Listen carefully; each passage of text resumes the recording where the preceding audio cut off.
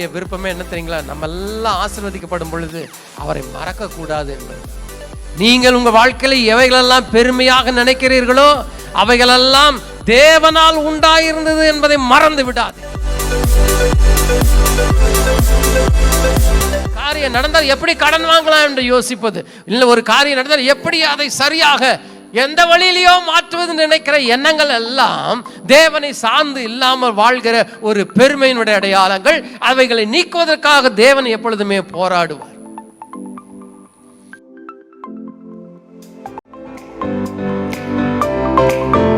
இந்த போராட்டத்தில் பார்த்தீங்கன்னா அவனை மேற்கொள்ள முடியவில்லை. அப்போ ஆண்டவர் என்ன செய்தார்னா அவனை தொட்டார். தேவன் தொட்டால் மனுஷன் ஆசீர்வதிக்கப்படணும் தானே. தேவனுடைய தொடுதல் ஆசீர்வாதத்தானே கொண்டு வரணும். ஆண்டிலிருந்து வாழ்நாள் முழுதும் அவன் நொண்டி ஆனாங்க. அவனுடைய முக்கியமான ஸ்ட்ரென்த்தே அவனுடைய பாடி தான். அப்போ அந்த ஸ்ட்ரென்த்தை என்ன செய்கிறார்? தேவன் தொடுறார். நீங்களும் நானும் தேவனுடைய சத்தத்தை கேட்காமல் தொடர்ந்து ஓடிக்கொண்டே இருப்போம் என்றால் ஆண்டவர் சொல்லுகிறது என்னவென்றால், நீ எதை பலம் என்று நினைக்கிறாயோ அதையே தேவன் தொட்டு அதுவே உனக்கு பலவீனமாக மாற்றி விடுவார். திரும்பவும் சொல்லுகிறேன், தேவனுடைய சத்தத்தை கேட்டு கீழ்ப்படியாமல் தொடர்ந்து ஓடிக்கொண்டே இருப்போம் என்று, அது யாராக இருந்தாலும் சரி, என்னை போல போதகர்களாக இருந்தாலும் சரி, உங்களை போல விசுவாசிகளாக இருந்தாலும் சரி, அவர் சொல்வது கேட்டு கேட்டு கேட்டு திரும்பவும் செய்ய வேண்டக்கூடாததையே செய்து கொண்டே இருப்போம் என்றால் ஒரு நாள் வரும், அப்பொழுது எது நமக்கு பலமாக இருந்ததோ, எது நமக்கு ஆதாயமாக இருந்ததோ, எது நம்மை உயர்த்தினதோ, எது நமக்கு பாராட்டுகளை கொண்டு வந்ததோ அவைகள் மூலமாகவே நமக்கு தோல்விகளை தேவன் கொடுப்பார். அன்றிலிருந்து அவனால சுதந்திரமாக நடக்க முடியாது. இப்பொழுது என்னன்னு செய்ய போறான்னா, இதுக்கப்புறம் அவனுக்கு ஒரு பெரிய நிகழ்ச்சி ஒன்று காத்திருக்கிறது, ஈவெண்ட். அது என்னன்னா, ஏசாவை சந்திக்கணும். இப்போ எப்படிங்க நொண்டிட்டே போய் சந்திக்கிறது? சப்போஸிங் ஏசா இவனை அடித்து கொலை செய்வதற்கு முயற்சி செய்கிறான்னு வைத்துக்கொள்ளலாம். ஓடணும் இல்லையா? எப்படி ஓடுவார்? இப்போ பலவீனமாயிடுச்சு. ஏன்? தேவனுக்கு விட்டு கொடுத்திருந்தான்னா அவர் தொட்டிருக்க மாட்டார், அவன் விட்டுருப்பார். அதனால தான் அன்பானவர்களை, நீங்கள் எந்த கூட்டத்துக்கு போனாலும் வேத வசனங்களை நீங்கள் கேட்பீர்கள் என்றால் அதுக்கு அடிபணிந்து விடுங்கள். அது யார் பேசினாலும் சரி, அவன் சொன்னதில் உண்மை இருக்கிறது என்று அறிந்து கொள்வீர்கள் என்றால், சத்தியம் இருக்கு என்று அறிந்து கொள்வீர்கள் என்றால், சத்தியத்தை அறியும் பொழுது உங்களுக்கு விடுதலை உண்டாகும் அன்பானவர்களே. ஆனால் இன்றைக்கு எல்லாம் மேலோட்டமாக தான் இருக்குது. இவர் கை வைத்து ஜெபம் பண்ணால் எல்லாம் பரிசுத்தமாயிடும் நினைக்கிறவங்க அநேகர் உண்டு. இவர் கை வைத்து செஞ்சு நான் நினைக்கிறதெல்லாம் எனக்கு நடந்துடும் நினைக்கிறவங்களாம் உண்டு. நான் சொல்லுகிறேன், கிறிஸ்து உங்களுக்கு கொடுக்காத ஆசீர்வாதங்களை நீங்கள் தேடுவீர்கள் என்றால், அன்று எப்படி ஆதாமும் ஏவாளுக்கும் தேவன் அந்த நன்மை தீமையை அறிகிற அந்த விருட்சத்தை விலக்கி வைத்தாரோ, அதை தேடி ஓடி போய் அவர்கள் சாப்பிட்ட பின்பு அவர்களுக்குள்ளே ஆவிக்குரிய மரணம் வந்தது. உங்களுக்கும் எனக்கும் அதே தான். ஒரு வெளியரங்கமாக ஒன்றும் வரலனாலும் தேவனிடந்து பிரிந்து போயிடுவோங்க. எதை வேணா இழக்கலாம், அவரை ஒரு நாளும் இழந்து விடாதீர்கள். அதுதான் லாபம்.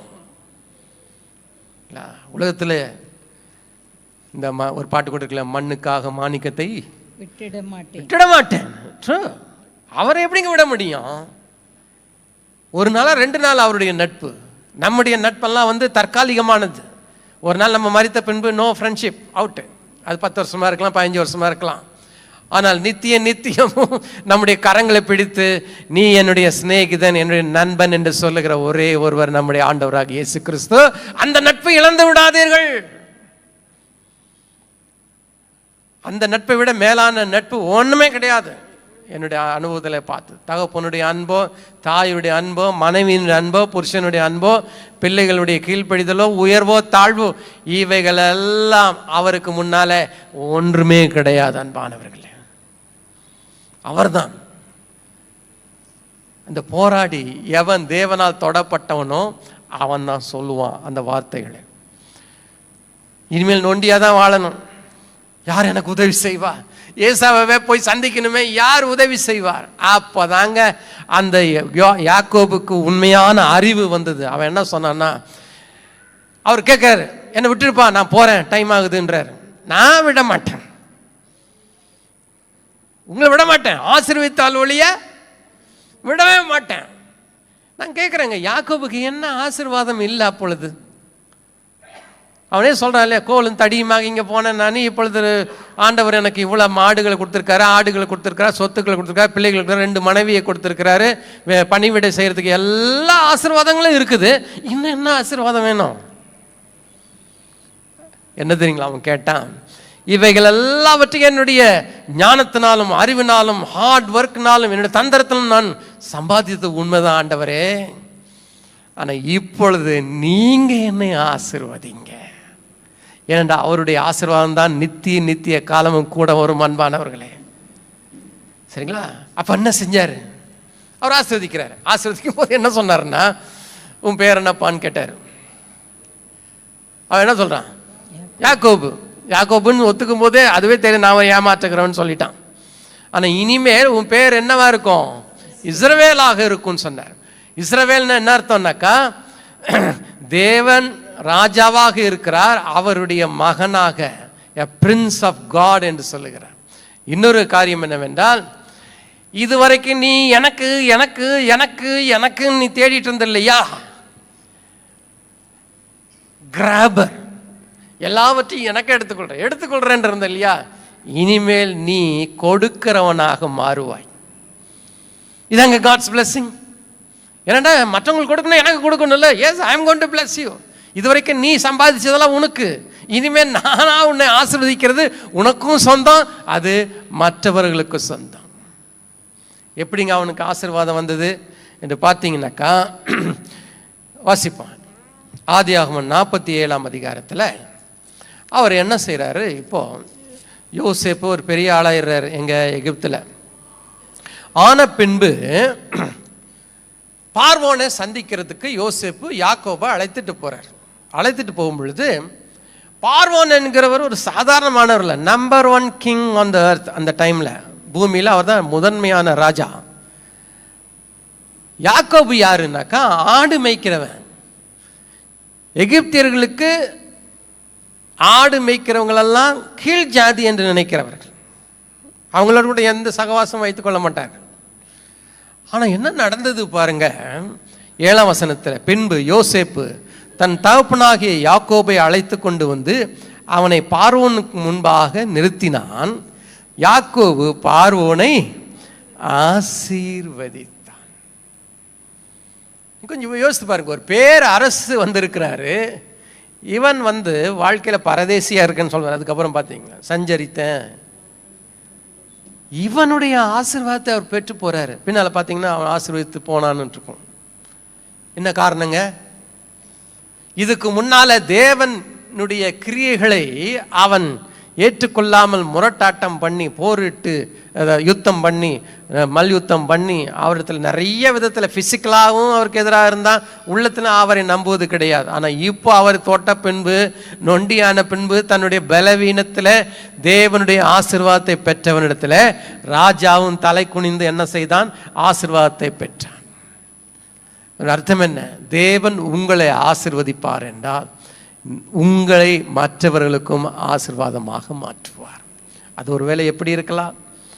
நீங்கள் இருக்கிற பகுதியிலே ஒரு பணக்காரர் இருக்கிறான்னு வைத்துக்கொள்ளலாம். அவருக்கு ஏதோ ஒரு வியாதியோ அல்லது பிரச்சனை இருக்கும் என்றால் நீங்கள் ஜபிக்கிறவர்கள் என்று அவருக்கு எப்படியாவது தெரிய பண்ணுவார் தேவன். உங்களை கூப்பிட்டு எனக்காக ஜெபம் பண்ணுங்கன்னு சொன்னால் அதாங்க பிளெஸ்ஸிங். இதுதான் யாக்கோபு. இப்படி தேவனாலே தொடப்பட்டு சுகமானவன் தான், ஆசீர்வாதத்தை பெற்றவன் தான் யாக்கோபு. அவனைத்தான் தேவன் என்ன செய்தார்? தன்னுடைய பந்தியிலே அமரும்படியாக செய்தார். இப்பொழுது யாக்கோவுக்குள்ள இருந்த எல்லா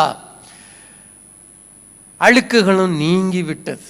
அவருடைய பார்வையில் அவன் நீதிமானாகிறான். அதனால்தான் இஸ்ரவேல் என்ற ஒரு பெரிய, நீங்களே யோசித்து பாருங்க, ஒரு மனுஷனுடைய பெயரை எந்த நாட்டுக்காவது இந்த பூமியில் வைத்திருக்காங்களா? அமெரிக்கா, ஏப்ரஹாம் லிங்கன் அந்த நாட்டுக்கு வச்சிருக்காங்களா? இந்தியான்ற ஒரு மனுஷனுடைய பெயரா? இல்லை பாருங்க. ஆனால் இஸ்ரேல் என்ற ஒரு நாட்டுக்கு இஸ்ரேல் என்கிற இந்த யாக்கோபுடைய பெயரை வைத்திருக்கிறார் என்றால் இதை விட என்னங்க ஆசீர்வாதம் வேண்டும்? அது நடக்கும் எப்பொழுது தேவனே உங்களை ஆசீர்வதிக்க வேண்டும். அதுக்கு நம்ம என்ன செய்யணும்னாக்கா களிமண்ணை போல ஒப்பு கொடுக்கணும். அப்போ என்ன நடக்கும் தெரியுங்களா? ஒரே ஒரு வசனத்தை வாசித்து நான் முடித்து விடுகிறேன். 2 கொரிந்தியரில் பவுல் சொல்லும் பொழுது அவருடைய ஊழியத்தை பார்த்து சிலர் பாராட்டினார்கள், சிலர் அதில் குற்றம் கண்டுபிடித்தார்கள். அப்போ அவர் அதுக்கு காரணம் சொல்கிறார். இன்னைக்கு நான் செய்கிற ஊழியத்தினுடைய காரணமே என்னுடைய திறமையோ அல்லது என்னுடைய தைரியமோ அல்லது எனக்குள்ளே இருக்கிற வைராக்கியமோ இவைகளெல்லாம் அல்லப்பா, என்னுடைய ஞானமோ கிடையாது. ஊழியத்தில் யாராவது பெருமையாக நினைத்திருப்பீர்கள் என்றால் இந்த வசனத்தை வாசியுங்கள். என்ன என்று பார்க்கும் பொழுது 2 கொரிந்தியர் 4 என்ன சொல்றாரு? 7ஆம் வசனம், இந்த மகத்துவமுள்ள வல்லமை, நான் ஊழியம் செய்வதற்கான எனக்குள்ள இருக்கிற அந்த வல்லமையும் அதிகாரமும் எங்களால் உண்டாயிராமல், என்னால் உண்டாயிருக்கவில்லை. பவுல் ஒரு சாதாரண ஆள் இல்லை.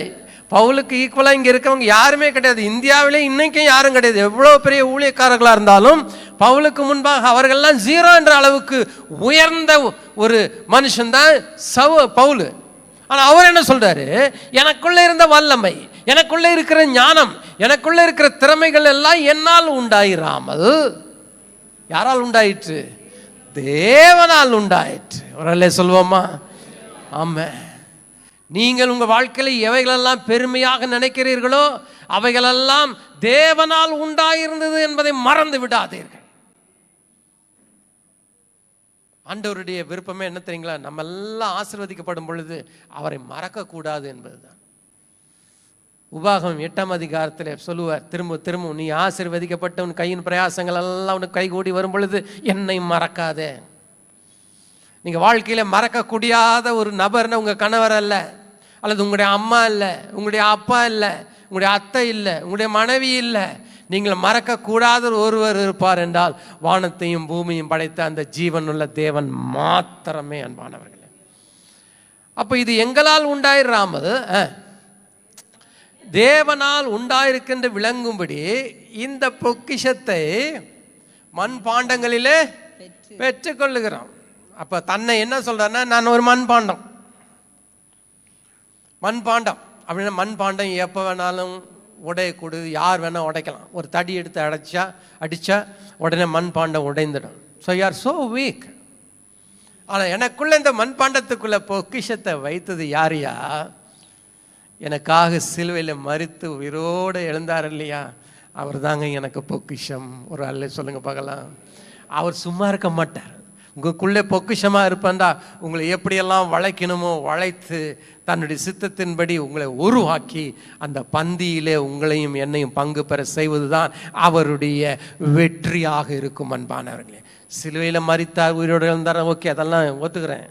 ஆனால் உங்கள் வாழ்க்கையில் அவர் ஒரு வெற்றி நாயகனாக இருக்க வேண்டும் என்றால் ஒப்பு கொடுப்போம், எழுந்து நிற்போம், ஜெபம் பண்ணுவோம்.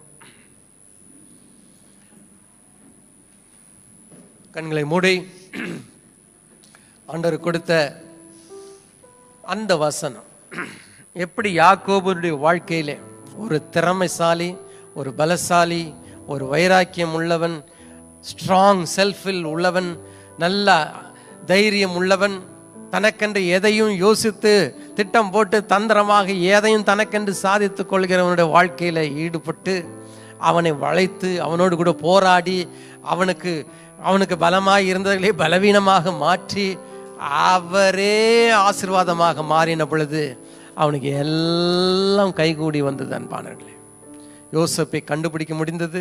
யோசேப்பினுடைய எதிர்காலத்தில் உயர்வு நிலையில் அவன் வந்த பொழுது அவன் எல்லாருக்கும் என் பிள்ளை பார்வோனுக்கு அடுத்ததாக இருக்கிறானே என்ற ஆசீர்வாதம், உலகத்துக்கே ஆசீர்வாதம் என்ற ஆசீர்வாதம். தேவன் ஒரு மனுஷனை ஆசீர்வதிப்பார் என்றால் அந்த ஆசீர்வாதங்களுக்கு ஈடு இணையே இல்லை. இந்த வேளையில் நம்ம ஆண்டவரை பார்த்து கேட்போம், நீங்கள் என்னை ஆசீர்வதிங்க ஆண்டவரே. அந்த ஆசீர்வாதத்துக்கு அடையாளம் அவர் உங்களோடு கூட போராட நீங்கள் அவரை அனுமதிக்க வேண்டும். அலோஹிம், எங்கள் ஜெபத்தை கேட்பதற்காக செலுத்துகிறோம். To make இயேசுவின் நாமத்தில் make you according to his plan and purposes.